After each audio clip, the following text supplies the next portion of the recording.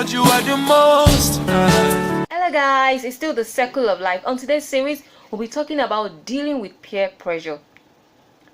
The desire to fit in and feel like you're a part of a group is normal. Most people feel this way sometimes, especially in the teens and the young adults. Peer pressure, the feeling that you have to do something to fit in, to be accepted, to be respected, can be tough to deal with. Peer pressure, we all have been there. It is hard to deal with because if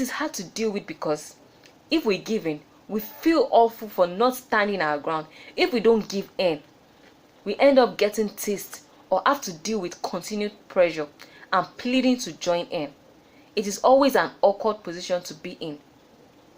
Do you know that that the world has been trying to pull Christians into their sins since the beginning? Sometimes friends will try to drag us into sinful practice as a means of justifying their own actions. Hence, they all clinch. But everyone is doing it. Must you do it? As if somehow sin is no longer a sin just because more people are doing it. Very wrong. Most people will plead with you to go against your morals, even tease you for standing firm. Those are not friends to reckon with or to begin with. True friends support your moral conviction even if they don't agree with them. It can be difficult enough to live a Christian life without outsiders giving us grief, but unfortunately that's part of living a godly life.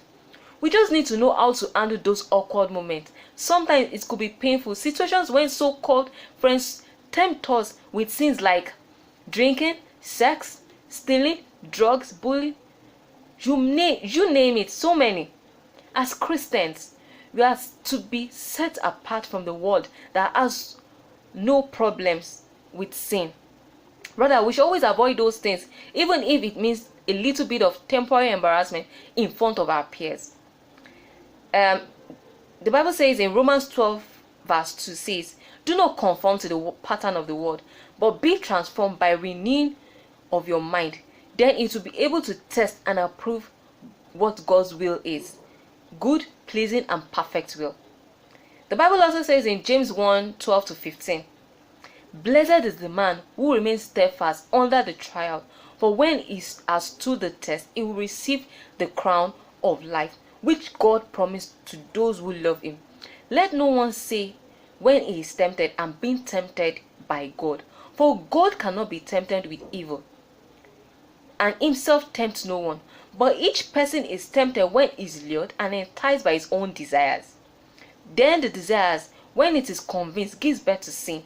And sin, when it's fully grown, brings forth death." There are some practical tips for standing by your moral conviction when peers are putting on pressure. I call them guidelines. Number 1, avoid getting in trouble. In the Bible says in 1 Peter 2 verse 11, "Dear friends, I urge you as foreigners and exiles to abstain from sinful desires, which wage war against your soul." Most times the activities that peer pressure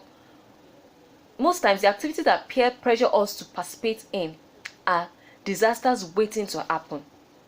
Beyond a Christian worldwide, most schemes are dreamt for fun or to kill boredom. Just because someone wants to try something, it ends into a lot of complication, often getting grounded. Just because someone wants to try something evil, and you think you can try to make money or to try to fit in, it makes you get into trouble. You don't need to follow people to do what is wrong. If they are doing things wrong, you have to be the one to put them back into the right track and tell them that hey girl or hey guy, you're doing the wrong thing. This is the right thing. Put them in, let them be in the right step. Give them guidelines to be in the right step, and it will help you and help them avoid being into trouble or getting into trouble. Number 2, be a good influence. James chapter 1:15 says that then after the desire is convinced, it gives birth to sin, and sin, when it's fully grown, gives birth to death. As Christians, we have the privilege of knowing what lies behind the scene that honestly seems like good ideas at times. We are called to be the voice of wisdom when everyone is turning towards fleshy desires. During those times of peer pressure, look at them as an opportunity to stand for what you believe in, but also help others see what consequences may come from bad decision. If your friends are making bad decision, you are the one to help them make the right decision. If they are making a wrong decision, you can set in some guidelines in helping them to make the right decision. I need to help them. So you need to be a good influence to your friends around you. Okay, let's say like if your friends are pressurizing you to do something against God and your moral conviction, use that as an opportunity to share the gospel with them. Who knows, maybe once you tell them what you are not going to give into temptation, they might even be convinced to see it your way and stand firm with you. I'll repeat myself again. If your friends are pressurizing you to do something against God and your moral conviction, use that as an opportunity to share the gospel with them. Who knows, maybe once you tell them why you are not going to give in to temptation, they might even be convinced to see it your way and stand firm with you. Number 3, ask help when you need it. Remember that God loves you and wants to help you out of those tight spots. 2 Corinthians 10:13 says, "No temptation has overtaken you except what is common to mankind, and God is faithful. He will not let you be tempted beyond what you cannot bear." When you are tempted, He will also provide a way out so that you can endure it. Pray to God.